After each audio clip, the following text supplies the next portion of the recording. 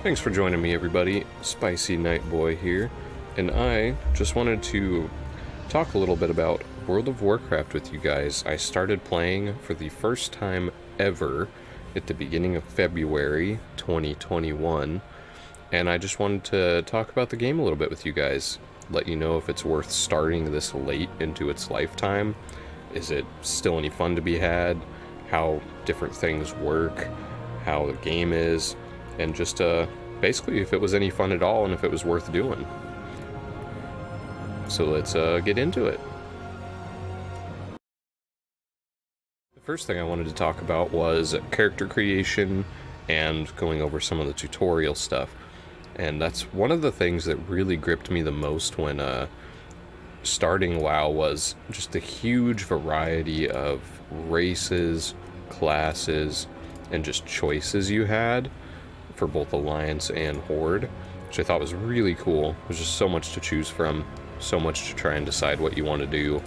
Just so many options. The actual, let's go find someone here.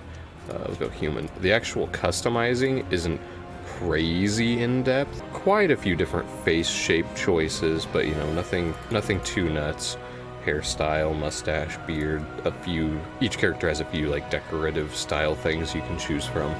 So it's not a crazy in-depth editor, but you do spend, you know, a good 90% of the game, if not all of it, in armor of some kind, so the little details of the character aren't too important. Each faction has unlockable characters, so by playing and doing some different achievements, you know, / missions, story arcs and whatnot, you can unlock different extra races for each faction, which is pretty cool. Got the extra different style of orcs, a little wolfy people, little fox folk, different type of gnome, different human, different dwarves, different elves, so on and so forth. But you got quite a few, and within that, different races can only be certain classes. So every race can't be different classes, such as orcs can't be paladins. And there is I was told there's a lot of lore reasons why certain races can't be different classes, so it's not just mindless restriction.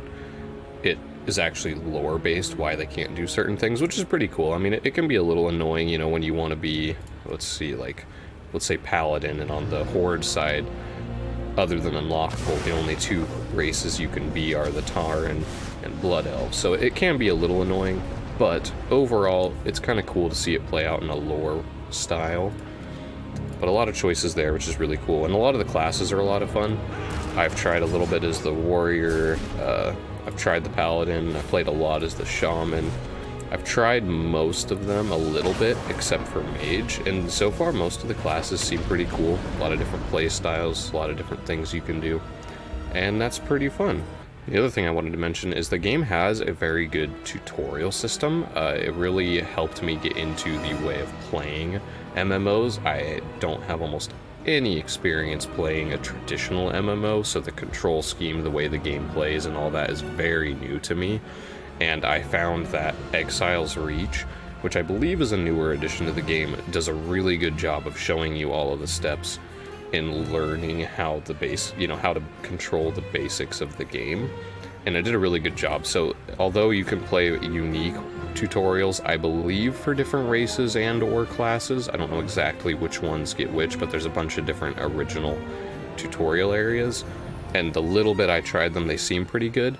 But everything I've seen and done is that Exile's Reach is definitely the more refined tutorial experience. So for your first time around, I personally would recommend doing the Exile's Reach, but you know, choice is yours. It's all about freedom of choice, so you can do what you want. That's what I'd recommend. Alright, so for the tutorial / character creation section here, the last thing I wanted to talk about was a change I made to my key bindings that made just the controls and the feel of the game so much better for me. So they start really weird. So you have, you know, forward, backward, right clicking your mouse moves your character and moves your screen. Left clicking is just free look, or click and hold, I should say. But the big change I had to make was originally, you know, you had back and forth, W and S for up and down. but your A and D keys, rather than move your character left and right in a strafe, it actually would turn the camera like this. So you had to maneuver like, as you see me doing here, using my my actual arrow keys, and it was just super clunky. I did not like this movement style at all, controlling the camera and movement, having to, you know, turn in a wide arc to get anywhere back and forth. It was just obnoxious. I did not care for it. So I went into my key bindings, which I can show you here really quickly just so that you know in case you want to do it yourself. Strafe left, strafe right. Change the two of those to A and D, and then when you're done with that, you'll be able to simply move left and right as you would normally, which makes the controls for the character just feel so much smoother, so much more normal. And I really appreciated that change, and it made a big difference to me. How does it play? How does it feel? What do you do? The absolute basics that need answered. So first off, it's an MMO, so you've got your open world, you run around, you do missions and whatnot, and this game staggered me. There's an absolute metric ton of missions, quests, side quests, things to do, whatnot, world quests, events. There's so much, not even mentioning dungeons, raids, and all of the extra content. So there is a lot to do, especially when you first start.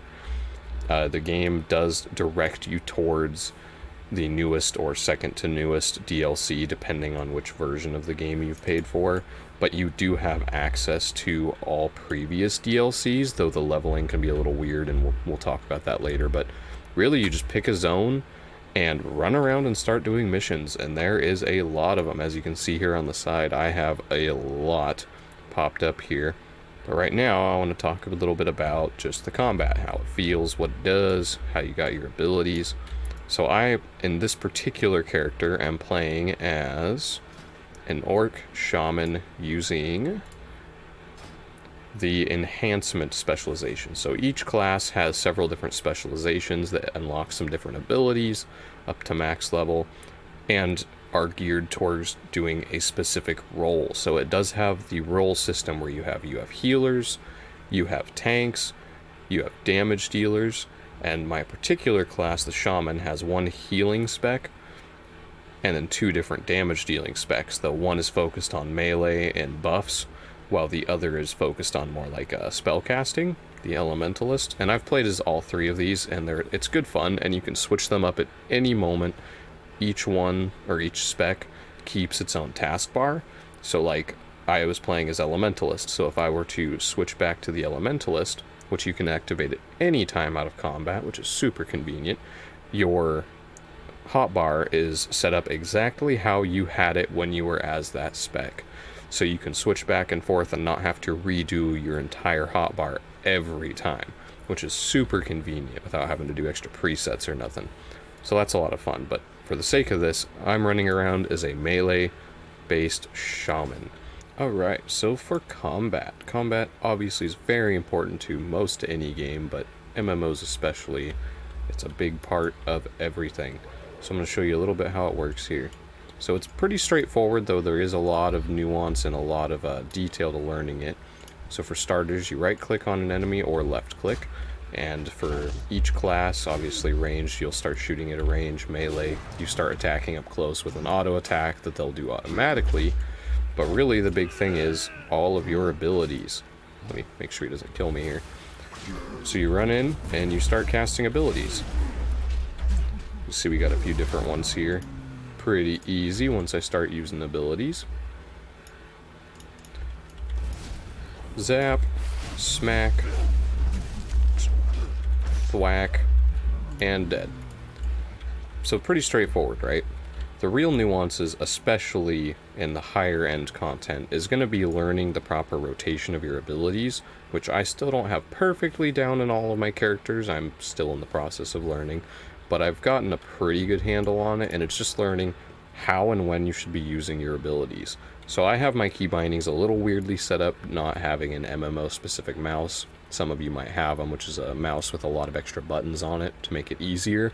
So for me, I have mine on a QER, 2 mouse buttons, F, C, V, and so on and so forth. You can also click on the abilities and then use on the hotbar and use them from there. I prefer to keep that to a minimal, such as like for buffs and like transportation things, since you don't need them constantly, so why use up one of your hotkeys that you regularly need? But really it's about learning your rotation. So I usually start with a starting ability that needs a long cooldown for high damage, and then moving into some quicker abilities, upkeeping damage over times, slapping for heavy damage every time it's off cooldown, healing items when I need them, quick heal at times. So I kind of have a very specific way I have mine set up. Each class, character, and player is going to have a little different way of doing it, but really it's quite simple. You've got your abilities, you've got enemies, click on them, run at them, and start casting. But it can be a lot of fun, it does have its simplicities that can get a little bit boring over time, especially when you've been running around fighting things forever, but it's not too bad. It's very solid. Simple and solid is kind of how I'd narrow it down and call it, but it's fun still, especially when you get into the higher content like dungeons and such, where there's just mobs of enemies that you have to learn to work around and keeping up on your abilities, and it's much harder. Really, the harder it gets, the more fun it is. But yeah, so that's it for combat. So the next thing we're going to go over in this section is currency and loot. How does looting work? How does the currency system work? How do the stats work? And all of that fun stuff. So I won't go into crazy detail, because this is obviously more geared towards someone who's just trying it and if it's worth trying in this day and age. But the simple version is you equip gear. You have a lot of slots. Helmet, shoulders, cape, chest, undergarments, bracers, hand guards, some rings, waist, boots, trinkets, kind of like talisman type things, and then your equipped weapons, whether it's two-handed weapon, one-handed, shield and sword, whatever you choose. Most classes have a little bit of variety in what they can choose. Some classes have more options than others, such as most mages obviously can't run around with a two-handed greatsword, but most classes have a little bit of variety in what you can use, which is kind of cool, and the specializations do change a little bit of what you can do, such as, so my elementalist prefers mace, daggers, and shields. So usually you equip a shield and you run around with a mace or a dagger, though they can still use staves and I believe wands as well and some other things, but that's kind of what they prefer, and it tells you under each specialization. The enhancement prefers dual wielding, axes, maces, fist weapons, and so on. Healers prefer, again, the mace, dagger, and shield, the very simple setup. But each class and different things allow different use of items, which is kind of cool. Lets you use different things on different types of characters, which is always fun, getting to try something new. And we'll look at stats. So you have your basics, but you have agility, stamina, and armor, and strength is an alternative for different classes. They usually have one or two that are different here, but stamina is generally this makes your health more. For certain characters, agility is your attacks and abilities, so it's your main stat. For most mages, it's intellect. Warriors, and I want to say paladins, it's strength, and that's basically just make your abilities and your auto attacks do more damage. Then you have your armor rating down here, which does damage reduction, which is actually kind of nice. It gives you a little how much reduction you get against enemies of an evenly matched level, so that's kind of cool. But most gear, as you can see here, it shows you the armor, the stat bonuses, and then it has the little ones in green, the extra stats or enhancements. The basic ones you almost always have are critical strike, haste, mastery, versatility, and there's a few little extra ones we'll talk about in a minute. Critical strike is what it sounds like. Gives you a chance to critically strike on attacks and heals. Can be really good on some characters, not as important on others, and choosing gear that fits the enhancements you want to use on your character is really important. That's where the gearing comes in mind. But haste increases attack speed and the spell casting speed, so haste is usually a pretty solid one on most characters. Mastery is a very interesting one. So when you see mastery on a gear, here you'll see when I have 30 haste, 30 mastery on this ring. Mastery is interesting. So each class, it does something a little different. So on my shaman, and actually in the specializations, I believe it can change a little bit as well. So for this specific character, class, and specialization, the Enhancement Shaman. Mastery increases your chance to trigger Stormbringer and Wind Fury, but the Mastery gives 2 of your main abilities as the Enhancement Shaman increased chance to proc and increased damage with the elements, which is really good for the character like this.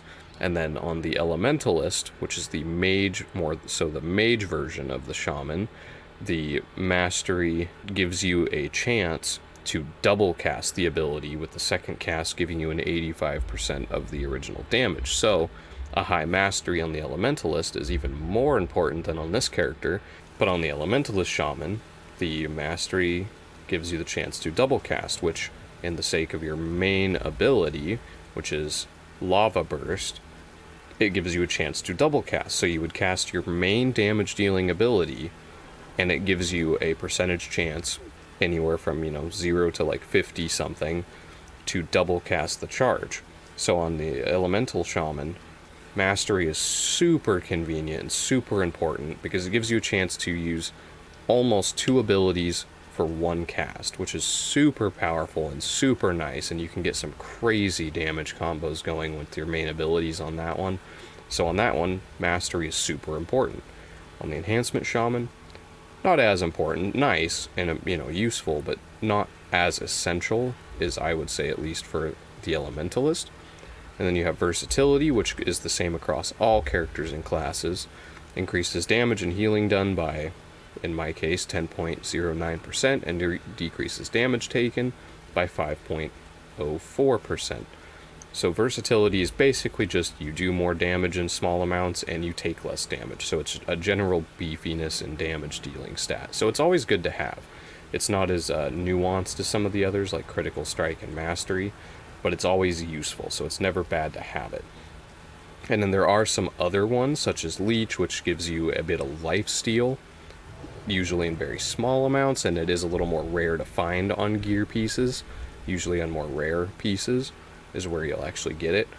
But that's kind of cool. Avoidance reduces damage taken from area of effect attacks. Again, a very rare and very specific stat, but can be very useful, especially if you got multiple pieces of gear that all did the same thing and you built into it a little bit. So it's kind of interesting how you can choose which stats you want to look for and you want to go for in your character, and that can be a lot of fun, and that goes a lot into the gearing. And yeah, that's about it for that. And loot. There is a lot of loot in this game, from junky pieces of armor to legendary damage dealing weapons to crazy looking helmets. There is a lot to choose from. I don't have a lot of gear to show you here. I've kind of minimaxed and thrown away older pieces, but you're always oh boy, just hit the wrong button here. But you can always be changing, always different looks of things to be had. Of course, I have 3 that look almost exactly the same here, but your weapons can change regularly. There's a lot of different styles. Super basic knife right there. Oh, now we'll just cast that. But there's a lot of gear to choose from, a lot of aesthetic choices you can make, and there is, I believe we talked about it a little bit later, but there is also a transmog system where when you've unlocked and used a piece of gear, you gain that item's appearance that you can turn other items you get later into that look. So you can really do a lot of fashioning however you like and making things look the way you do. As you can tell from my cobbled together thing, I haven't focused on it too much because I'm still doing a little bit of gearing and changing out pieces here and there, so I'm not too worried about it yet on this character, but it can be done late game, and that can be a lot of fun. And there's a lot of really cool looking gear pieces, and a lot of characters they look a little different on, so always cool to mix and match. And you've got your different item types: cloth, leather, mail, and plate. So a bunch of different styles that different classes have access to. We'll show you a little bit here in the appearances where you can see everything. There is a bunch of different ones to choose from. Just a whole bunch of them. Now you do have to have a piece that looks like that before you unlock the look for it, but as you can see just in the helmets, a lot of choices, a lot of different color variations, a lot of cool gear to look for, which is something I really like. Just so much to choose from. In the next little section here, we're going to talk about the jobs system. So though I've only tried a few of them, so I can't speak in great detail on all of them, but you do have different, not talents, where is it here? Here we go. Different professions. So for my main two, I picked mining and skinning because I was more so about collecting items and selling them in the market for money, which is something we'll talk about in a little bit here briefly. But you pick up some skills, and then there's 3 sub-skills that I believe you can also have access to at any time, such as cooking, fishing, and archaeology, along with, I want to say there's like enchanting and, oh, there's like 1 or 2 others that I haven't really messed with. But these can be ways to make gear, make food items for healing. There's a whole bunch you can do within that, and a lot of farming involved too. So for mine, mining, and skinning, it's very simple. And you can use... We'll start with skinning here. So for skinning, you fight monsters, generally mob creatures that you find throughout in the world, which is pretty straightforward, easy to do even at low levels, and it can be a nice way to earn some currency on the market, which again we'll talk about in a little bit. But you know, you get your normal drops from them, and then you see this little skin icon there, the leather icon. You can skin creatures, and you get another set of skinning specific drops, such as leather, random junk item for money, and then more crafting regions. Now a lot of those you can use, say you had the leatherworking skill as your primary, which again, mine is blacksmithing for making, or mining for making money, but you can use the leather and stuff you get for leather crafting. So if you chose leatherworker on top of skinning, you could try to make armor for yourself, for your character, if you were like a hunter or a rogue. You could try to make pieces to sell on the market, especially at higher levels once you get better at it. Or you can simply create gear for you to use. So it's pretty cool. There's a lot of farming and stuff you can do with that. And I've had a good time with that. And then the mining is, I don't see any right here, but there's a lot of material outcroppings that you can, all you have to do is carry a mining pick. And you can run around and collect different ores. Monolite, storm silver, platinum, copper, bunch of different ones. Each DLC seems to have several of its own styles and types, and you can collect those, and if you have the blacksmithing skill, you can turn those into weapons and armor and so forth. So there's a lot of little job stuff you can do like that. The main thing I use it for currently is for selling on the market, but the one thing I wanted to really mention here is, so a lot of people look at these kind of games and assume that you really need to farm and do a bunch of crazy things in order to complete, you know, the main storylines and such. I just actually completed the entire story for Zandalar, which is the Battle for Azeroth DLC, and unlocked the Zandalari Troll, which took me a little while, but I completed the entire storyline for that, and I would say I only spent 3 or 4 hours of my total playtime just farming things. I haven't had to go spend any in-game money on anything crazy in order to progress. I didn't have to try and gear super hard. I ran a few dungeons and got a few pieces earlier on, but in general you get enough decent gear playing through the main story modes that I didn't have to run around and do a lot of farming, which is kind of nice. You know, some games you really feel like you're roadblocked and you have to run around and do a bunch of high-level stuff in order to progress, and it was a good amount of difficulty without having to do any crazy farming or anything. So if you're worried about having to do a bunch of extra stuff just to make it through the story, fear not. It really wasn't that bad. If you want to, you can. If you don't want to, you'll probably be fine. Some classes it's a little easier to solo farm or play through the stories as others, which is something we'll talk about in a little bit. But overall, it really wasn't too bad. The gearing and looting is a lot of fun. A lot of cool things to look for, as I said. And I'd say it's a pretty good strong point in this game, is just the amount of gear and stats and things you can do. And I've really enjoyed that so far.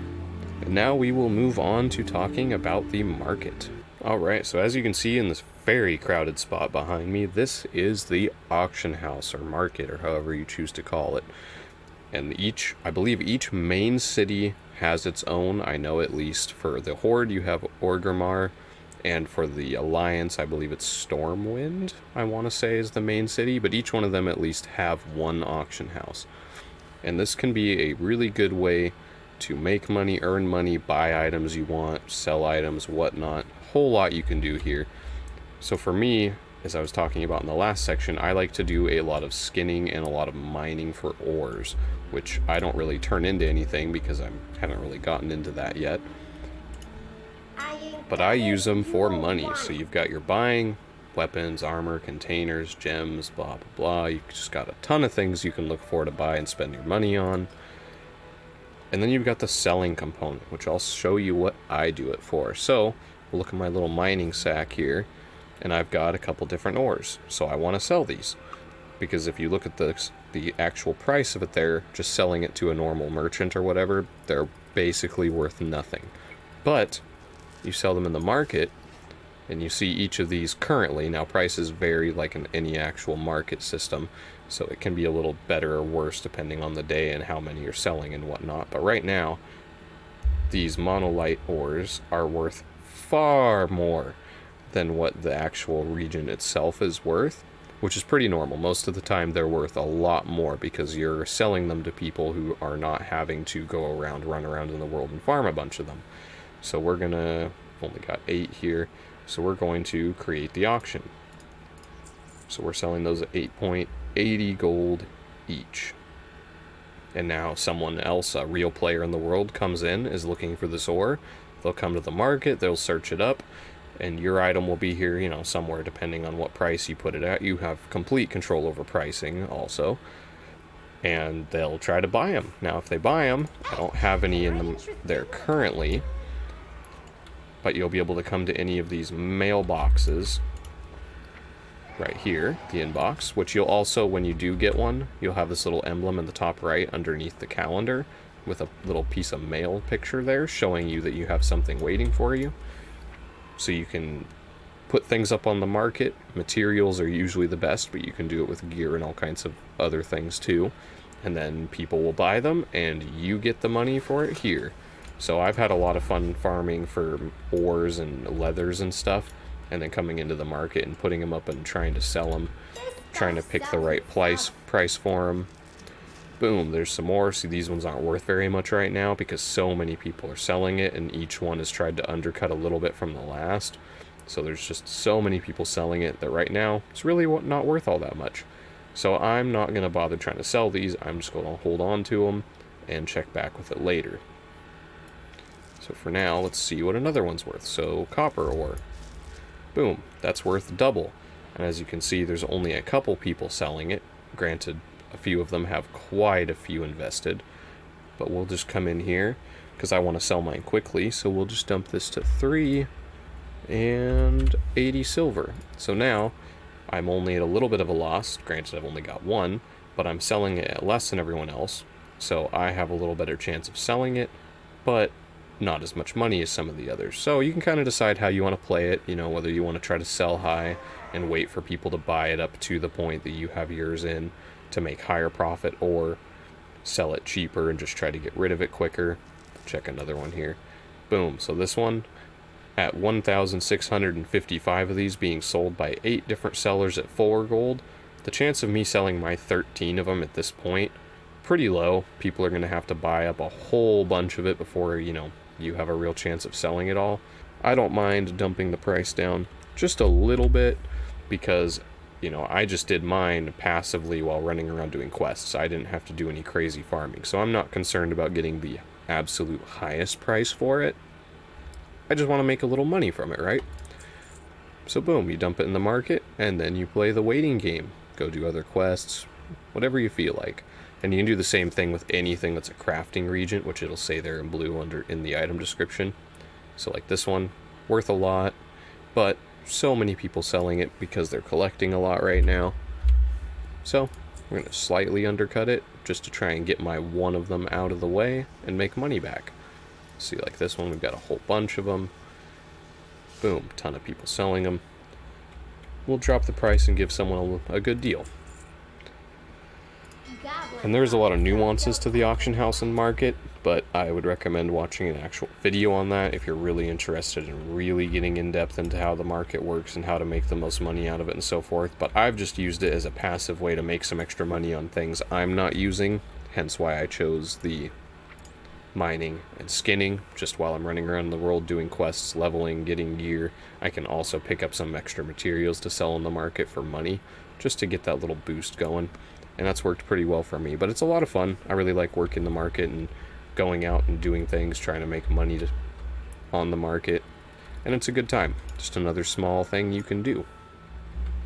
And endgame, the other thing I wanted to talk about, because a lot of games you play through, you have a good time, and then you hit max level or close to max level, and suddenly you've got nothing left to do. All your levels are complete, you've usually got decent gear up at that point, and it just feels like there's nothing left, right? Well, it's really not that bad in WoW. There is still a lot to do. So obviously you can still undertake quests, do different things, unlock different stuff, get more gear, all the usual stuff, just minus earning XP. But there is the reputation system. So different factions, Orgrimmar, each DLC usually has a couple of them, but there's a bunch of different factions that you can do missions for and earn reputation, which that doesn't show up there. Where is it here? Reputation is on your main character screen.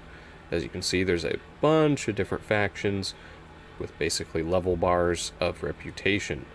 So each of them has faction-specific shops where you can go and spend money and buy usually really cool, higher-end gear, sets, items, different capes, mounts for your character. I'm not a big spender on mounts myself, you know. It's like a vehicle. It gets me from point A to point B, and that's good enough for me. But for people that really care about having a lot of really cool different mounts, as you can see running around all around me, they care about that. And different faction shops can be a good way to do that. But most of the time, they require you to be very high reputation with them. You know, neutral, friendly, honored, goes up from there.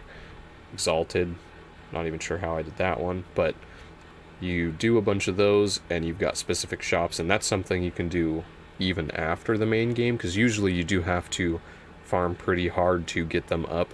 So, like, for me, other than this random one with some monkeys in one of the DLC, I've only really achieved friendly, and I want to say honored and exalted are when you start actually getting the capability of buying items. It might change per shop a little bit. I've only looked at a couple of them. But they have some pretty cool stuff. So if you find one you really like the look of their gear sets and whatnot, go do some missions for them. Go do some world events. Wear a tabard, which you can put over your character. It's like a little extra skin, covers the chest and waist area. And it basically shows your allegiance to a faction.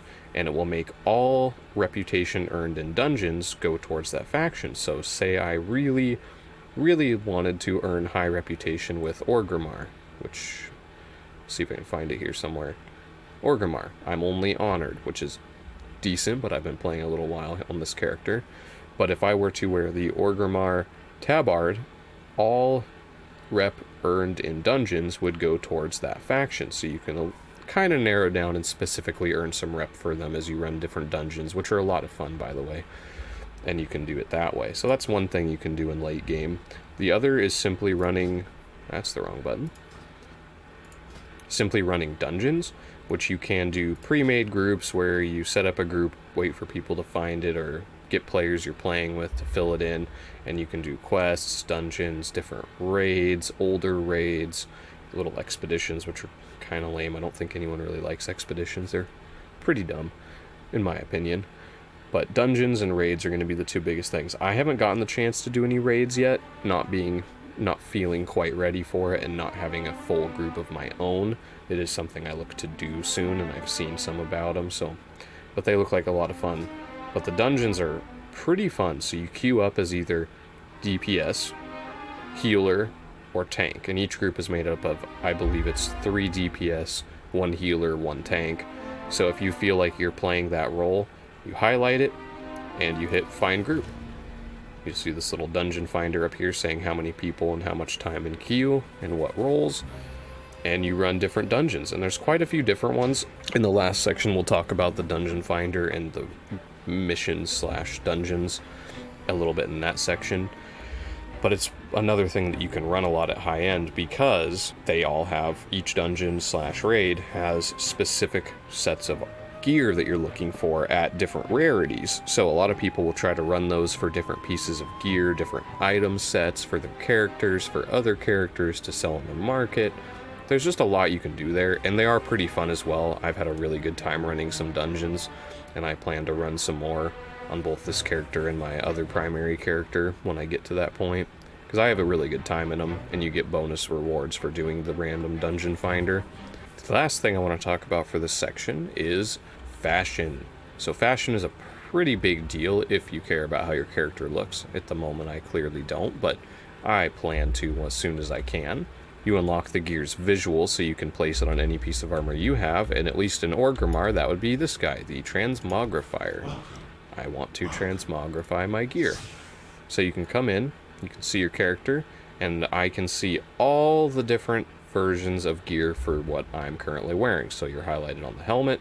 It shows you all the different headgears you've unlocked that you can equip this piece of headgear with. So say I want it to look like that. You click on it, you pay a gold fee, and you can change your gear to look however you want, which is pretty cool. So you can mix and match, try to put a full set together without having to actually wear the exact pieces of armor that have that look. You can just choose it to look however you want, should you have enough gold. And that is a pretty fun feature, so I'm gonna cancel that because I don't actually want to change and spend money. But you've got a bunch of things. You've got shoulders, which there's a bunch of cool ones for. Boom.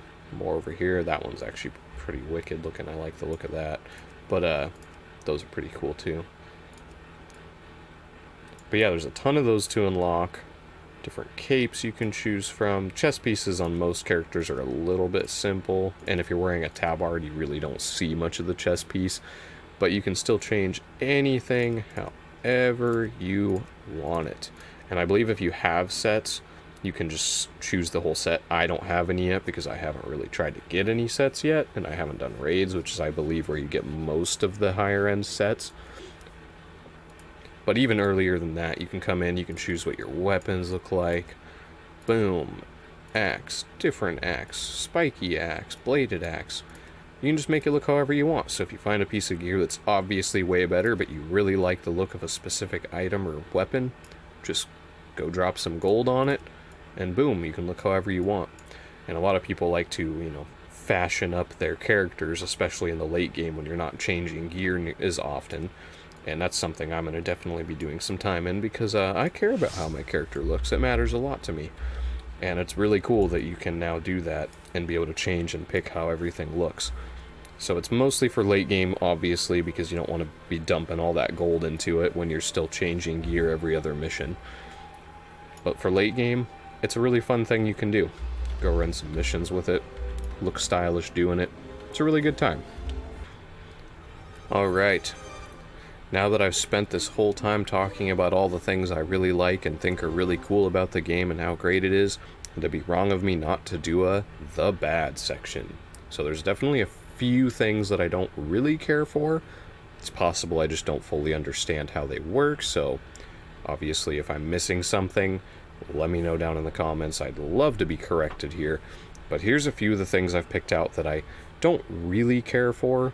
And starting out, solo questing. So, as you saw me talking about with the running around and fighting things, and farming, doing story missions and so forth, depending on your class, your skill level, your character, your abilities, and all that, it can be a little difficult. So on this specific character playing as the shaman, I had a pretty easy time doing questing because most of the specializations I chose from, I was able to deal decent damage with abilities, have okay sustainability, and most importantly, I was able to heal myself in combat regardless of the spec I chose through a couple different means. So it wasn't too bad for me, but I did play as another class or two, specifically as the warrior and the hunter, which granted I might not have been far enough level to really get all that there is to get, but a lot of the damage dealing classes, and my friend had a really tough time as the mage, is not doing enough damage to kill things, but not having a way to heal. So being a glass cannon can be a little difficult for solo questing when you're not at the point of just bursting every enemy you run across, because unless you have a partner with you that's a healer, you just get blasted, and out and in combat you don't have a way to heal or to heal effectively. So sometimes solo questing can be a little bit rough depending on your class. Like I said, I didn't really have too much trouble as this dancing orc here, being a shaman. Wasn't too bad. And there are some ways around it, and, you know, classes do different things better. So part of it is just needing to be smart and play your class effectively. But it does seem like some classes have an easier time solo questing than others. I did most of my time playing solo questing. And so, like I said, for me, I was glad it was at least a little bit easier having the heal abilities and some good buffs and protections. But it could be a little bit difficult for other classes. One of the other things that kind of annoyed me, though I understand why it's not a thing, is, so Dungeon Finder. You look at the type. So you have specific dungeons, the event one that's going on right now, so you can queue specifically for that one. There's a special event going on right now also, where I guess you can do dungeons from Mists of Pandaria, which is actually really cool, and I'm planning on playing with that a little bit. But normally, you just have random Dungeon Finder, Battle of Azeroth. Max level, you have random Heroic, which is the harder difficulty, and then specific / the event one. So you don't have access to, and I'll actually go in and look at these here. So you only have access to a DLC or two's worth of dungeons, because that's where the random dungeon queue is for. You go into specific dungeons, and you've still got quite a few. You can choose to do the specific ones. But what's missing here is all of the dungeons from all of the previous DLCs. But there is a ton of dungeons and raids from previous DLCs that, without doing some funky stuff, you really don't have easy access to, which is kind of obnoxious. Like, you'd think that they could just leave a dungeon finder for scaled up content from previous DLCs right in here. There's like this time warp style thing you can do where you can set the game to the state of a previous DLC. I didn't really have an easy time doing that, but so I think there is a way where you can go back and take part in previous dungeons and raids and so forth, but it's definitely not right there in front of you and easy to do. And that kind of annoyed me, because it was like, well, I don't just want to play these same 4 dungeons. You know, I want to try out all the ones from previous years, because there's been a lot of DLC, and feeling like you're centered towards just the newest 1 or 2 is a little bit annoying for someone who's never played before. Or at least for me it was, because I wanted to play through all of those. And it's just a little funky in the way it does it, in the way you're able to. So if you had your own group, you can go do... This isn't the place to do it. I think it's in pre-mades over here. Yeah, so it's in pre-mades. But I just felt like it was really hard to go back and play dungeons and raids from previous DLCs, which is a little disappointing. I know part of it has to do with the leveling system and the way all that works, and, you know, that they're older, meant to be played through at specific levels, it seems like. But as a new player, it was a little sad that I don't get to easily play through all of that. And then the one last thing I want to talk about that kind of annoyed me was, again on the DLC note, so I wanted to play through the different campaigns, you know, the different places, because the only ones I played in that made sense for normal character progression and leveling was Mists of Pandaria, and then the second to newest one, Battle for Azeroth. Those 2 I was able to get into and play, and they were not easy, but they made sense for my character level. I was able to progress in them normally, and it felt like normal, good, healthy progression.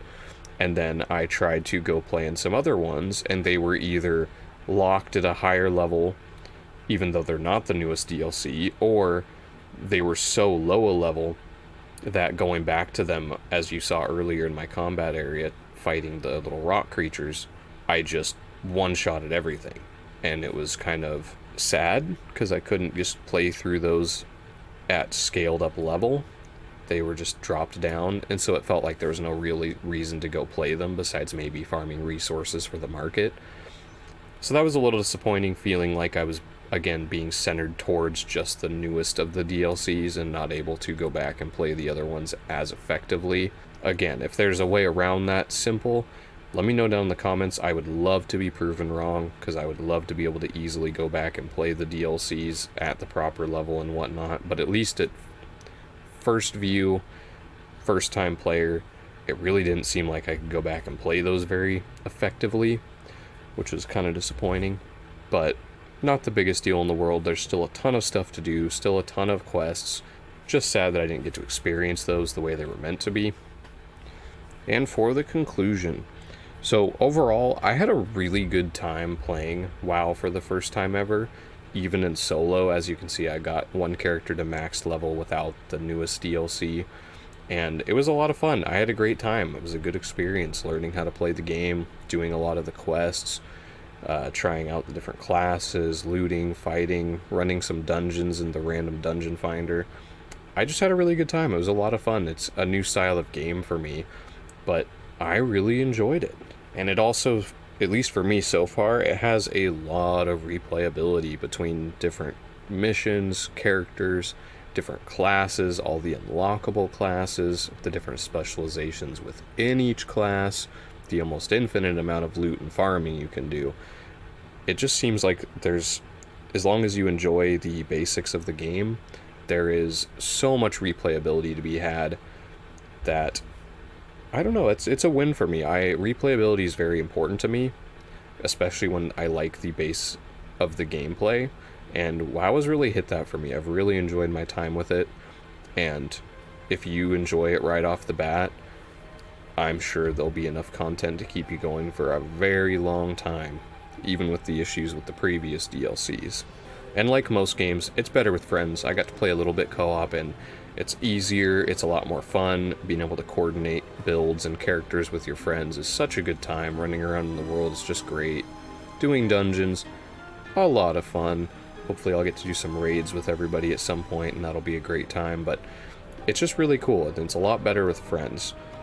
And I would definitely recommend giving the game a try, especially because, and I forgot to mention it in the intro, you can actually play WoW for free up to level 20. So you do have some minor restrictions. You have the level 20 cap, you can't use the market/auction system, and you can't use the mailbox, so people can't like send you items and stuff, but you can play without much restriction up until level 20, however many characters and however many times you want, which is actually what I did for a while, because I didn't really want to go spending any money on a subscription until I knew whether or not I really enjoyed and liked the game. And I think that's really cool that they offer you that chance to play for a decent amount of time as any class character you want, and give you the chance to find out how much you actually like it and if it's worth investing any money into you. Like I said, I did, and I haven't regretted it. I've got a lot of hours in it in this last week or two, and I've really had a good time. Thanks for watching, everybody. I've really enjoyed the game, and I hope this gave you a better idea of whether it's worth starting and trying to play WoW for the first time in 2021. What a year. And if there's anything I got a little bit wrong, or something that's a little different, or something you'd like to see added or talked about, just let me know. I'm pretty new to the game, so I'm sure there's some things that there's more details to, or or something I might have even gotten a little wrong. So if I was, let me know in the comments. More than happy to hear it. And if you enjoyed the video, and if it taught you or showed you anything useful at all, drop me a like and subscribe. It would help a lot, and I'd really appreciate it. And you guys have a good rest of your day. Bye.